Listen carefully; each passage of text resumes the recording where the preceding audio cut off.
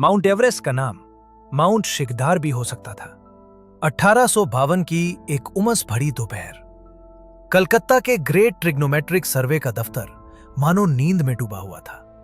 Lunch के बाद बड़े साहब अपनी मेज पर बैठे थे। कमरे में इधर उधर फैले कागजात, स्याही कलम और ब्रिटिश दस्तावेजों की ठंडी गंध। तभी अचानक दरवाजा जोर से खुला। एक दुबला पतला उत्तेजित बंगाली युवक हांफता हुआ भीतर दाखिल हुआ।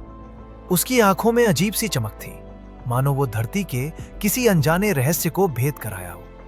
हांफते हांफते उसने कहा, सर, मैंने दुनिया की सबसे ऊंची पर्वत चोटी का निर्धारण कर लिया है। साहब की आंखों और चेहरे पर विस्मय फैल गया, लेकिन उस युवक को तब तक यह अंदाजा नहीं था कि उसकी खोज एक दिन दुनिया के भूगोल का नक्शा बदल देगी। और फिर भी उसके अपने हिस्से में उपेक्षा, अवहेलना और अंधेरा ही आएगा।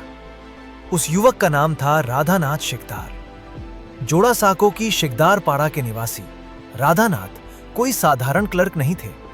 30 रुपए की तनख्वाह वाली नौकरी उनके लिए अपनी प्रतिभा की प्रयोगशाला थी।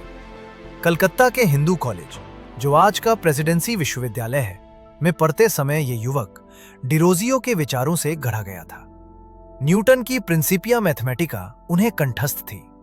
ज्यामिति के कठिन समीकरणों को वे इतनी सहजता से सुलझा देते थे कि अनुभवी अंग्रेज प्रोफेसर भी स्तब्ध रह जाते थे। उसी समय हिमालय की बर्फ से ढकी अज्ञात चोटियों को मापने का काम चल रहा था। सर्वे के अभिलेखों में वे केवल अक्षरों और अंकों से चिन्हित थीं। Peak 15, peak 16। राधानाथ दिन रात लॉगरिदम, अपवर्तन, वायुदाब और ऊंचाई के संशोधन सूत्रों में डूबे रहते थे। उन्होंने गणना की ऐसी पद्धति विकसित की जिसकी पहुंच उस समय के यूरोपीय वैज्ञानिकों तक भी नहीं थी। अंततः उनकी गणना ने यह स्पष्ट कर दिया, पीक 15 ही दुनिया की सबसे ऊंची चोटी है। ऊंचाई ठीक 29,000 फुट। लेकिन यहीं से ब्रिटिश दंभ का खेल शुरू हुआ। सर्वेयर जनरल एंड्रू वॉ ये मान ही नहीं पाए कि एक नेटिव बंगाली के नाम पर दुनिया की सबसे ऊंची चोटी जानी जाए। इसलिए उन्होंने एक चाल चली। अपने पूर्व बॉस जॉर्ज एवरेस्ट के नाम पर चोटी का नामकरण प्रस्तावित कर दिया, जबकि जॉर्ज एवरेस्ट ने अपने जीवन में कभी उस चोटी को देखा तक नहीं था।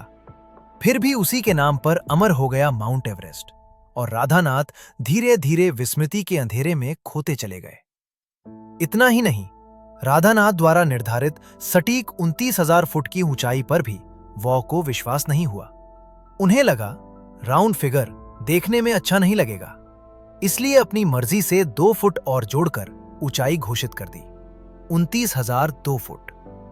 इतिहास में इस तरह की चालबाजी के उदाहरण बहुत कम मिलते हैं, लेकिन राधानाथ केवल गणितज्ञ ही नहीं थे, वे अन्याय के विरुद्ध खड़े होने वाले साहसी व्यक्ति भी थे।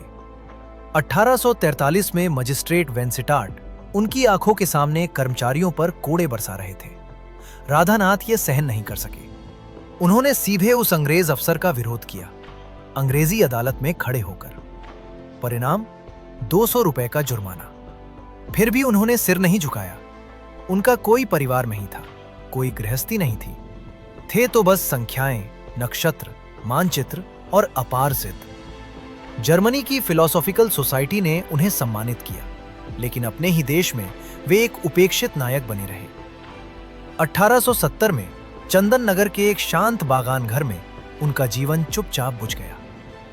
आज जब हम माउंट एवरेस्ट का नाम लेते हैं तो दरअसल एक अंग्रेज साहब को याद करते हैं, लेकिन उस पहाड़ की बर्फ के नीचे एक बंगाली की प्रतिभा, परिश्रम और पीड़ा की कहानी दबी हुई है।